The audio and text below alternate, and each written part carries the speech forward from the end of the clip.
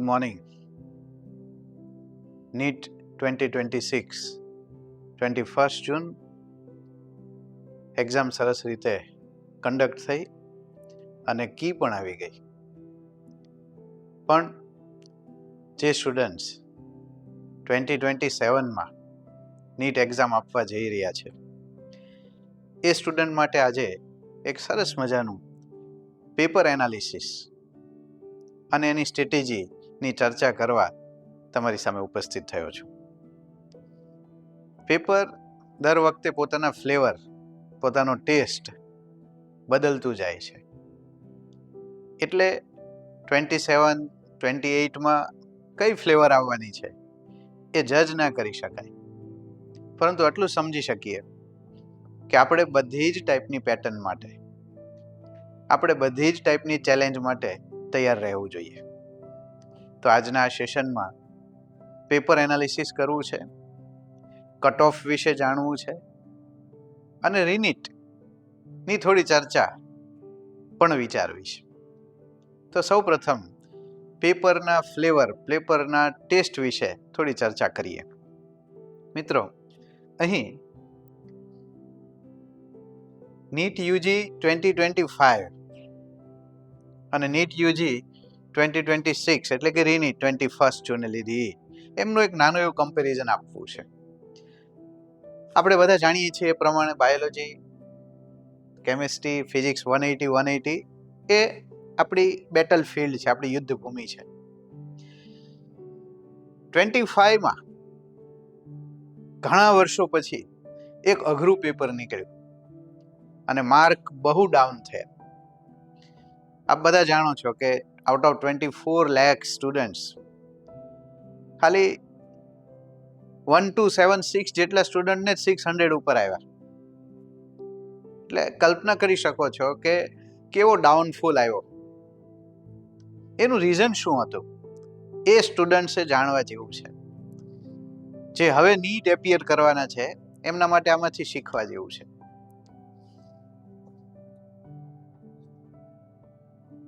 એ વખતે જે બાયોલોજી છે એ ખરેખર લેન્ધી નીકળ્યું. ઘણું બધું થોટ પ્રોસેસ થયા પછી બાયોલોજીના ક્વેશ્ચનના સાચા આન્સર આપી શકાય. આપણે વાત કરીએ છીએ 2025 નીટ એક્ઝામની. એટલે કે બાયોલોજી પૂરું કરતા કરતા લગભગ 1.25 કલાક જેવું થયું, 1 કલાક અને 15 મિનિટ થઈ. તો આપ વિચારી શકો છો કે જે સ્ટુડન્ટ્સ એમના રૂટીન મોક ટેસ્ટમાં 45 મિનિટમાં, 35 મિનિટમાં બાયોલોજી પૂરું કરતો હોય અને મેઇન ઓરિજિનલ નીટમાં જ્યારે 1.25 કલાક થાય, 1 કલાક અને 15 મિનિટ જેવું થાય ત્યારે હેઝિટેશન આવે કે હવે આગળ કેમિસ્ટ્રી, ફિઝિક્સનું શું થશે. એટલે 2025માં બાયોલોજી ડ્રાઇવિંગ ફોર્સ હતું. ભલે રેન્ક ડિસાઇડિંગ નહોતું, પણ ડ્રાઇવિંગ ફોર્સ હતું.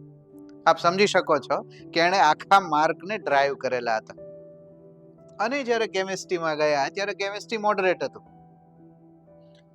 પણ ટાઈમ ટેકિંગ હતું. એટલું બધું અઘરું ના હતું. 2 થી 3 ક્વેશ્ચન થોડા ટ્વિસ્ટેડ હતા, બાકી સરસ મજાનું મોડરેટ કહી શકાય એવું પેપર કેમિસ્ટ્રીનું હતું. એટલે કેમિસ્ટ્રીમાં થોડું ફીલ ગુડ થયું અને જેવા ફિઝિક્સમાં એટેન્ડ થવા ગયા અને ઘડિયાળ જોઈ તો કે હવે ખાલી અડધી કલાક બાકી છે, ખાલી 45 મિનિટ બાકી છે. ઘણા સ્ટુડન્ટને આવું ફિલિંગ થયું અને ફિઝિક્સ ઝડપભેર કરવા ગયા. પણ મિત્રો, આપ જાણો છો કે ફિઝિક્સ ત્યાં એટલું લેન્ધી હતું, એટલું બધું કેલ્ક્યુલેટિવ હતું કે જે પ્રીવિયસ 23, 24, 22 એમાં આ સ્થિતિ નહોતી. અને અચાનક આટલું મોટું લેન્ધી પેપર આવ્યું. ઇન્ડિયાના ભલભલા મોટા મોટા ખેરખા ટોપર્સોને પૂરેપૂરા 45 થયા નહીં. આપ જાણો છો કે એર 1 686 હતો. તો ફિઝિક્સ પૂરું જ ના થયું. મિત્રો, આપણે શીખવા જેવું છે કે આ ફ્લેવર તમારે રિપીટ થઈ તો શું કરી શકાય. બાયોલોજી ખૂબ ફટાફટ, બટ વિથ એક્યુરેસી. ફટાફટ તો થઈ જાય પણ જવાબ સાચા પડવા જોઈએ. ખૂબ એક્યુરેસી સાથે બાયોલોજી ખૂબ સ્પીડ સાથે પૂરું કરો તો આગળના બંને થઈ શકે એમ છે. બાયોલોજી ટફ છે, વિચાર પ્રેરક છે, ખૂબ થિંકિંગ માંગી લે છે, તો ટાઈમ તો લેશે. પણ મારું મિત્ર સજેશન છે કે અત્યારે તમે ભણી રહ્યા છો, રીનીટ વાળા મિત્રો ભણવાનું હવે શરૂ કરવા જઈ રહ્યા છે. બાયોલોજી એવું સ્ટ્રોંગ કરો, કોઈ પણ સમયે કોઈ પણ વસ્તુ એ જ્ઞાન લેવલની હોય, સમજણ લેવલની હોય કે નાના મોટા એપ્લિકેશન્સ હોય, એ એની ટાઈમ આવડવી જોઈએ. મિત્રો સતત મનન કરતા રહેવું પડે બાયોલોજીનું. તમારા જે લીક ટાઈમ છે, જ્યારે ભણતા નથી, ડેઈલી દૈનિક ક્રિયાઓનો હોય, ટ્રાન્સપોર્ટેશનનો હોય, અમથા બેઠા હોઈએ, ખૂબ બાયોલોજીને ખૂબ એટલે ખૂબ પરફેક્ટ કરવું પડે. એટલે હવે એક તમને આ એનાલિસિસથી ખબર પડે છે કે બાયોલોજીને બરાબર સમય આપીને સારું કરશું તો જ કરેલું કેમિસ્ટ્રી ફિઝિક્સ કામ આવવાનું છે, નહીં તો ત્યાં પહોંચી જ નહીં શકાય. એ ફિલિંગ હવે તમને આવી ગઈ છે. મિત્રો વાત કરીએ 2026. એક 3rd મે લેવાનું પેપરની અત્યારે ચર્ચા નથી, પણ 21 જૂને જે રીનીટ એક્ઝામ જે રીશેડ્યુલ થઈ અને લેવાનું, આવો ફ્લેવર લગભગ બહુ ઓછા લોકોએ વિચારેલો. કંઈક નવું જ નીકળ્યું. શું થયું? બાયોલોજી ફટાફટ થઈ જાય એવું નીકળ્યું, ઈઝી નીકળ્યું. કોઈ ક્વેશ્ચન ટ્વિસ્ટેડ નહીં, કોઈ ક્વેશ્ચન લેન્ધી નહીં, અને સરળતાથી આરામથી સોલ્વ થઈ જાય. પણ જેવા કે બાયોલોજીમાંથી કેમિસ્ટ્રીમાં એન્ટર થયા, એટલે કેમિસ્ટ્રીમાં આઉટ ઓફ 45 10 to 15 ક્વેશ્ચન ખરેખર બુદ્ધિ માગી લેવા હતા, કેલ્ક્યુલેટિવ પણ હતા, અને એમાંથી 5 થી 6 ક્વેશ્ચન તો જેડબલઈ એડવાન્સને થોડું ટચ કરે એવા હતા. તો કેમિસ્ટ્રીને જે સ્ટુડન્ટે ટેકન ફોર ગ્રાન્ટેડ લીધું હોય કે ચાલો ભાઈ પ્રીવિયસ નીટમાં સહેલું સહેલું પૂછાણું છે તો સહેલું સહેલું કરીએ, ટીચરોએ પણ એ જ ટાઈપનું ભણાવ્યું હોય, તો એ બધા ત્યાં ખતા ખાઈ ગયા. સદભાગ્યે ઓજને આપ બધા જાણો છો એ પ્રમાણે ડેપ્થમાં 3 સબ્જેક્ટ ભણાવવાની આદત છે, શોખ છે, એટલે બધા જ ટોપિકો ટચ કરેલા, એટલે કેમિસ્ટ્રી આ બાળકો જીરવી ગયા. તો બાળકો જેમણે 360 માર્ક ફટાફટ ગેઇન કર્યા છે, એમાંથી મેક્સિમમ માર્ક ગેઇન કર્યા છે, બહુ ઓછું ખોટું કર્યું છે, એવા લોકો આ પેપરમાં જીત્યા. પણ જેમનું બાયોલોજી ધીમે ધીમે ચાલ્યું, આટલા સહેલા પેપરમાં પછી થોટ પ્રોસેસ લાંબી કરવી પડી, એમને યાદ કરવું પડ્યું, રિકોલ કરવું પડ્યું કે આ હું પૂછ્યું છે. જેમણે બાયોલોજીમાં 45 મિનિટથી વધારે લીધી, આમ તો હું 35 મિનિટ કહીશ, કે જેમણે બાયોલોજીમાં 35 મિનિટથી વધારે લીધી એ આગળ ગયા કામથી, એ પહોંચી જ નથી શક્યા. તો આ પેપર બાયોલોજીનું એવું હતું કે 35 to 45 મિનિટમાં પૂરું કરવું ફરજિયાત હતું, તો જ આગળનું કેમિસ્ટ્રી કંઈક પલ્લે પડે એમ હતું, તો જ એ કેમિસ્ટ્રીમાં તમે થોડો ટાઈમ આપીને સરસ મજાનું કામ કરી શકો એમ હતું. તો જે નવા મિત્રો છે 27, 28 વાળા, એમના માટે જ આ ખાસ વિડીયો બનાવ્યો છે કે હવે તમે આ પેપરમાંથી શીખો. હવે આમાંથી કંઈક જજમેન્ટ લઈએ કે આપણા વખતે આવું રિપીટ થયું હોય તો આપણી સ્ટ્રેટેજી ડિફાઇન હોવી જોઈએ. કેમિસ્ટ્રી ટફ, ઓર્ગેનિક કેમિસ્ટ્રીમાં સરસ મજાના સ્ટીરિયો કેમિસ્ટ્રીના ક્વેશ્ચન્સ પૂછાણા, મસ્ત ક્વેશ્ચન પૂછ્યા અને ડિટેલમાં પૂછ્યા. ફિઝિકલ કેમિસ્ટ્રી કેલ્ક્યુલેટિવ પૂછ્યું, ઇનઓર્ગેનિક પણ વિચાર પ્રેરક પૂછ્યું. ઇન્ટેલિજન્સી વાપરીને જેમણે ભણ્યા હોય, જેમણે આખી પ્રિપરેશન કરી હોય, એમને કોઈ મુશ્કેલી નથી આવી. આપણે આ પેપરમાં ઓજ બહુ રોકિંગ રિઝલ્ટ લાવી રહ્યું છે.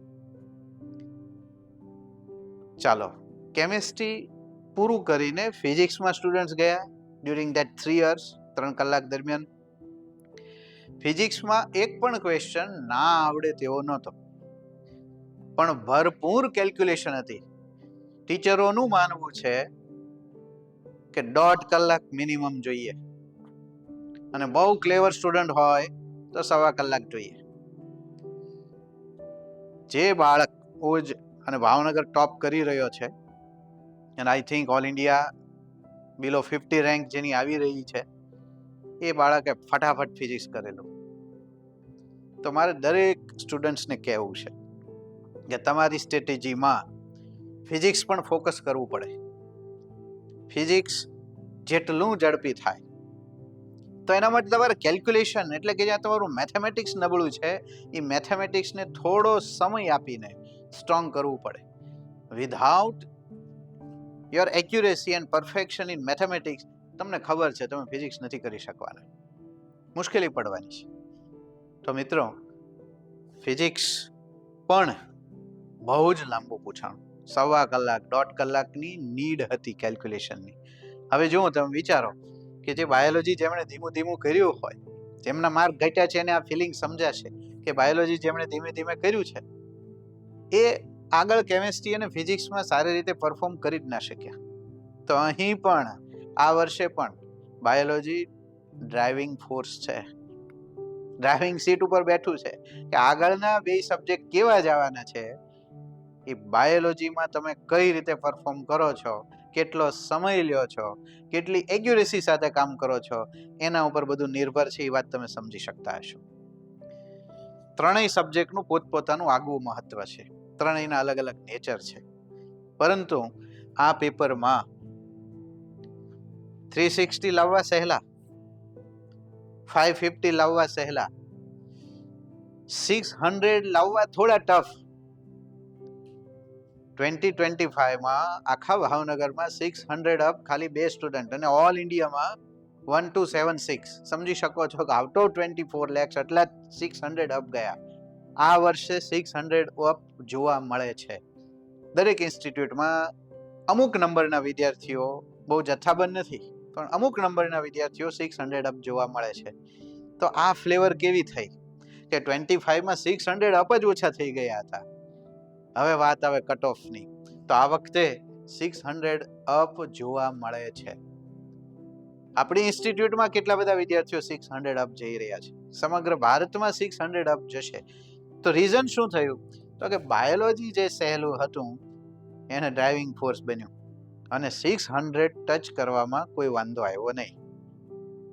પણ જો બાયોલોજીમાં ગડબડ કરી તો પછી એવા બધા મિત્રો છે, એવા બધા વિદ્યાર્થીઓ છે 580, 550, 570 એમાં વચ્ચે રહ્યા.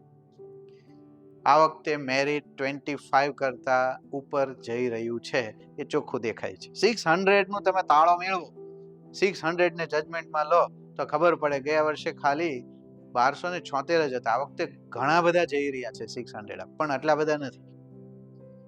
તો મિત્રો, બાયોલોજી જો સહેલું નીકળે તો એ ડ્રાઇવિંગ ફોર્સ બને છે આ બંનેને કવર કરો, અને 600 સુધી પહોંચવા માટે કવર કરવા માટે એ એક ડ્રાઇવિંગ ફોર્સ બને છે. પરંતુ 650 અપ નથી આ વખતે. આ વખતે 650 અપ ઓછા છે. કારણ આ બંને છે. તો મારા આ પેપર એનાલિસિસથી તમે સમજી શકો છો કે ત્રણેય સબ્જેક્ટને આપણે બરાબર જજ કરવા જોઈએ, બરાબર એમાં પરફેક્શન સાથે કામ કરવું જોઈએ, અને બાયોલોજી ડ્રાઇવિંગ ફોર્સ બનવાનું છે. આમ તો ત્રણેય સબ્જેક્ટ ટિપ્સ ઉપર હોવા જોઈએ, એની ટાઈમ તમને આવડવા જોઈએ. તો આ પેપર એનાલિસિસથી તમને જે હવે નેક્સ્ટ યર, એની પછીના વર્ષે 27-28માં નીટ આપવા જઈ રહ્યા છે, એને ઘણું જાણવા મળ્યું હશે. હવે હું વાત કરું છું આ વર્ષના કટ ઓફની. અત્યાર સુધીના મેડિકલ કોલેજના કટ ઓફની વાત કરવી છે. પેપર એનાલિસિસ આપણે કર્યું. હવે આવા પેપરોમાં કટ ઓફ કેવું રહે એ આપણે થોડું જોવું છે. એક ગ્રાફ સમજો, 21, 22, 2023, 2024 ને 2025. ગવર્મેન્ટ જનરલ જે કોટા છે એની ઉપરનું જે મેરિટ છે એ થોડું ચેક કરીએ. તો 2021માં 573 આઉટ ઓફ 720 એ અટક્યું હતું. 22માં 593 થોડું અપ ગયું. 23માં 609. Government medical college generally Bhavnagar medical college છેલ્લે ભરાતી હોય છે, તો લગભગ કરીબ એમના લાસ્ટ એડમિશનના નંબર્સ છે. તો તમે જોઈ શકો છો કે પેપરોના લેવલ સહેલા હતા એટલે થોડું ઉપર ચડતું ગયું. 24માં એ 649 સુધી પહોંચ્યું. 25માં અઘરું પેપર આવ્યું એટલે સીધું 524 એ લાસ્ટ એડમિશન ગવર્મેન્ટ અને જનરલ કોટાની વાત થાય છે. તો તમે સમજી શકો છો કે આમાં ફ્લક્ચ્યુએશન આવી ટાઈપનું કંઈક છે કે 573 થી લઈને 524 સુધી આટલા વર્ષોમાં પહોંચ્યું છે. આ વર્ષે શું એ પણ ઘણા બધાને જાણવાની ઈચ્છા છે. હું આપને જણાવું કે અહીં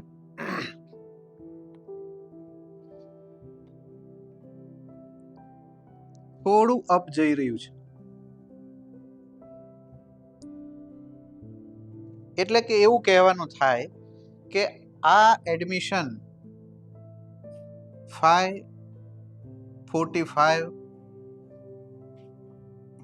આઉટ ઓફ 720 લગભગ કરીબ જઈ રહ્યું છે. મે બી રેન્જ જો પકડીએ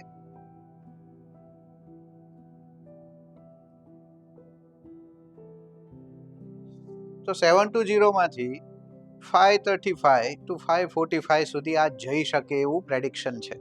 એવું કઈ રીતે કહી શકાય? તો કે પ્રીવિયસ યર 25માં 600 અપ બહુ ઓછા હતા. આ વખતે હમણાં મેં શરૂઆતમાં વાત કરી એમ કે 600 અપ મળે છે. ઇન્સ્ટિટ્યૂટ વાઇઝ પણ થોડા નંબર્સ છે. તો આપ વિચારી શકો કે આ કટ ઓફ થોડું ઉપર જઈ રહ્યું છે. તો મે બી મેં કેટલાક નંબર્સ લખ્યા છે કે ભાઈ આ વખતે લાસ્ટ યર જે 524 હતો એમાંથી થોડું અપ જાય અને 530, 535 કે 545 સુધી પહોંચી જાય. આ એક પ્રેડિક્શન છે. પણ લાગે છે કે જે રીતે બાયોલોજીનું પેપર સહેલું હતું એના કારણે આ થોડું ફ્લક્ચ્યુએટ થશે. નો ડાઉટ 24, 23 જેવું નહીં જાય પણ થોડું અપ જવાની પૂરેપૂરી સંભાવના છે. આ જ રીતે આપણે ગવર્મેન્ટ ઈડબ્લ્યુએસ નું મેરિટ વિચારી શકીએ. તમે જોઈ શકો છો કંઈ મોટું ફ્લક્ચ્યુએશન નથી. જેવું જનરલ કોટાનું ગવર્મેન્ટ મેડિકલ કોલેજનું હતું એ જ ટાઈપે છે. ગવર્મેન્ટ ઓબીસી કોઈ મોટું ફ્લક્ચ્યુએશન નથી દેખાતું. કરીબ બધું નેક ટુ નેક ચાલે છે. ગવર્મેન્ટ એસસી કેટેગરીમાં આ ટાઈપનું છે. એમાં થોડું ડાઉન ગયું છે તો થોડું અહીંથી અપ જશે. સાથે એસટી કેટેગરીમાં થોડું ડાઉન છે 343. પણ આ વખતે પાછું જ્યારે આ વર્ષની વાત કરીએ 26ની એટલે થોડું અપ જશે. સેમી ગવર્મેન્ટમાં શું સિનારીઓ છે? ગવર્મેન્ટની વાત આપણે કરી તો જીએમઆરએસ જુઓ તો 519, 518, 548 યર વાઇઝ તમે જોતા જાઓ 608 અને 485. તો આ વખતે થોડું 485 થી જીએમઆરએસ જનરલ થોડું અપ જશે.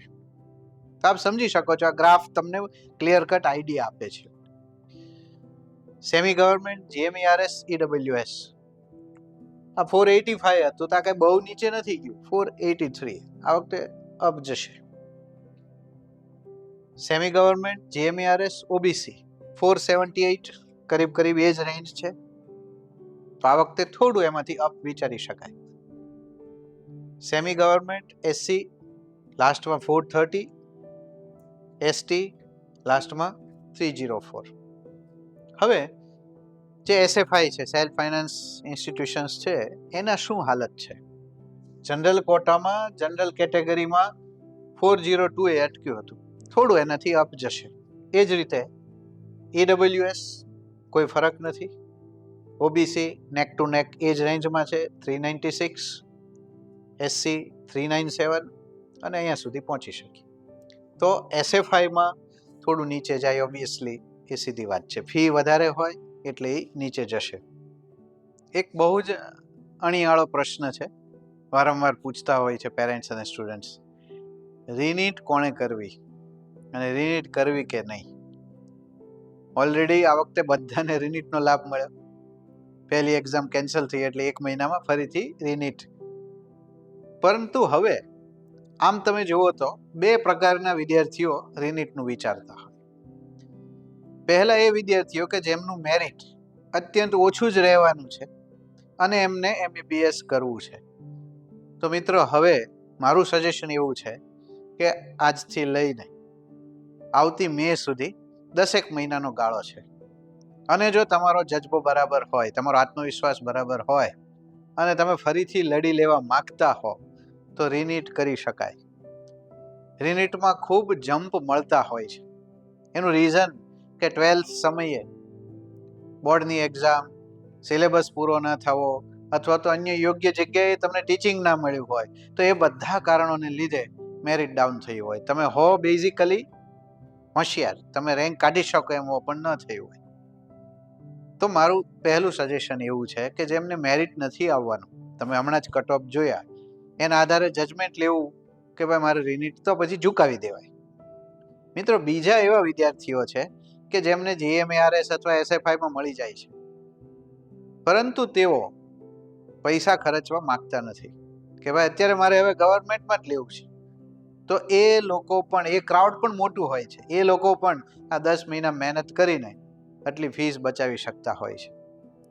તો મને લાગે છે કે રિનીટ કરવું કે નહીં એના ક્લિયર કટ તમને સમજણ મળી ગઈ હશે. બે પ્રકારના લોકો, ફરીથી રિપીટ કરું. પહેલું કે જેમને મેરિટ નથી, મળવાનું જ નથી, તો એમણે શરૂ કરી દેવું પડે. અને જેમને એસએફઆઈ નો ખર્ચો નથી કરવો, જીએમઆરએસ નો ખર્ચો નથી કરવો, ગવર્મેન્ટ મેડિકલ કોલેજ થ્રુ જ જવું છે મેડિકલમાં, તો એ પણ કરી શકે છે. ઓજ રિનીટ વિશે વાત કરીએ તો ખરેખર રિનીટ કરવું હોય તો ટીચિંગ સ્કીમ સાથે સાથે એકેડેમિક પ્લાનિંગ અને મેન્ટરશિપ, આ 3 બહુ જ મહત્વ ધરાવતા હોય છે. ઓજના પાછલા વર્ષોના રિનીટના જે જમ્પ છે કે પ્રીવિયસલી જે વિદ્યાર્થીઓ મેળવ્યા હોય અને અહીંયા ટીચિંગ લીધા પછી, અહીંની મેન્ટરશિપ ફોલો કર્યા પછી, અહીંનું આખું સમગ્ર વર્ષનું એકેડેમિક પ્લાનિંગ ફોલો કર્યા પછી, તો એ ખરેખર પોઝિટિવ છે. તો ક્યારેય તે જ્યારે તમે રિનીટ વિચારો છો ત્યારે આ 3 પેરામીટર ખાસ જોવા. સાથે સાથે ઓબ્વિયસલી રિઝલ્ટ એક પેરામીટર છે જ. ઓજના રિઝલ્ટ વિશે વાત કરીએ તો એ હવે કંઈ નવું નથી. 21 થી લઈને બી ગ્રુપમાં નીટમાં આજ સુધી અવ્વલ નંબર રિઝલ્ટો આપ્યા છે. એક વારસો છે, એક લીગેસી છે. આ વર્ષે પણ મેં હમણાં થોડી વાર પહેલા કહ્યું એમ કે રોકિંગ રિઝલ્ટ લાવી રહ્યા છે. ઇન્ડિયા લેવલે આપણે સ્થાન પ્રાપ્ત કરી રહ્યા છીએ. આવું રિઝલ્ટ તો જ શક્ય બનતું હોય. ટીચિંગ સ્કીમ, એક વાતનું ઝીણવટભર્યું આયોજન, ફિઝિક્સ, કેમેસ્ટ્રી અને બાયોલોજીનું પરફેક્ટ એક બેલેન્સ એ ઓજમાં મળે. એકેડેમિક પ્લાનિંગ, આખા વર્ષનું ક્યારે ટેસ્ટો કેટલી લેવી, મેન્ટરશિપ ઓજનો કોઈ વિકલ્પ નથી. અહીંના ટીચરો, અહીંની આખી ટીમ બાળકને પહેલા દિવસથી લઈને એક્ઝામના દિવસ સુધી ખૂબ સારી રીતે સાચવે છે. અને રિઝલ્ટ્સમાં આપ જોઈ શકો છો, 21માં આ લીગેસી રિઝલ્ટ્સની હતી. 22માં આ વિદ્યાર્થીઓએ મેડિસિનમાં એડમિશન ઉપરાંત આવા સારા માર્ક્સ પ્રાપ્ત કરેલા. અગેઇન 23માં બાયોલોજી 360 આઉટ ઓફ 360 સાથે એમ્સ નાગપુરમાં છે, કિશન ઠંઠ. આખી લેગેસી છે કે જે વિદ્યાર્થીઓ ખૂબ સારા માર્ક્સ મેળવીને ખૂબ સારી રીતે મેડિકલ કોલેજમાં એડમિશન મેળવી શક્યા છે. 24માં તો ભાવનગર ફર્સ્ટ સેકન્ડ બંને ફ્રોમ ઓજ ખૂબ સારા રિઝલ્ટ સાથે ઓજે સારું પરફોર્મ કરેલું. અગેઇન 25 જનરલ કેટેગરીમાં દ્વારા મહેતા, જ્યારે ફક્ત 2 જ વિદ્યાર્થી હતા, એમાંથી એક ઓજમાંથી. બહુ નાનો સમૂહ હોય અને એમાંથી આ સારું રિઝલ્ટ ઓજના ટીચરોએ આપેલું છે. મિત્રો, રીનીટના રિઝલ્ટની વાત કરીએ તો તમે જોઈ શકો છો કે જાનવી ડાભી જમ્પ 393 નો, એટલે કે એની પ્રીવિયસ નીટમાં 218 હતા અને જ્યારે અહીંથી ઓજમાંથી રિનીટ આપી ત્યારે એ 611 થયા. તો બહુ મોટો જમ્પ લગાવીને મેડિસિનમાં દીકરી ગઈ છે. પ્રીવિયસ નીટમાં જાણીને આશ્ચર્ય થશે, ખાલી 70 હતા અને અત્યારે રિનીટ જ્યારે કરી ત્યારે 411, 341 નો જમ્પ મળ્યો છે. ઋત્વિક ઠંઠ 268 માંથી 619, 351 નો જમ્પ મળ્યો છે. તો આ સમજી શકાય. તમને આ બધા ઉદાહરણો એટલે બતાવીએ છીએ કે રિનીટ કરવાથી આવા સાવ નીચા માર્ક હતા છતાં મહેનત કરી, કોચનો સાથ લીધો અને ખૂબ સારી રીતે બીજા વર્ષે મેડિસિનમાં એડમિશનમાં ગયા. ઘણા જ આ પરિણામો અહીં જોવા મળી રહ્યા છે. સો મિત્રો, આજના આ નાની એવી ટોકમાં ખાસ તો મારી ઈચ્છા હતી કે 25, 26ના પેપરનું એનાલિસિસ થાય, પણ સાથે પેરેન્ટ્સની ઘણી ક્વેરી હતી કે રીનીટ વિશે થોડી વાત થાય, રીનીટ કઈ રીતે કરવી જોઈએ, એ પણ થોડું ઘણું મેં હાઇલાઇટ આપી છે. અને ખાસ કટ ઓફ વિશે જાણવાની ઘણી બધી આતુરતા હતી, તો આ વિડીયોના માધ્યમથી પેપર એનાલિસિસ અને કટ ઓફ આપની સામે રજૂ કર્યું છે.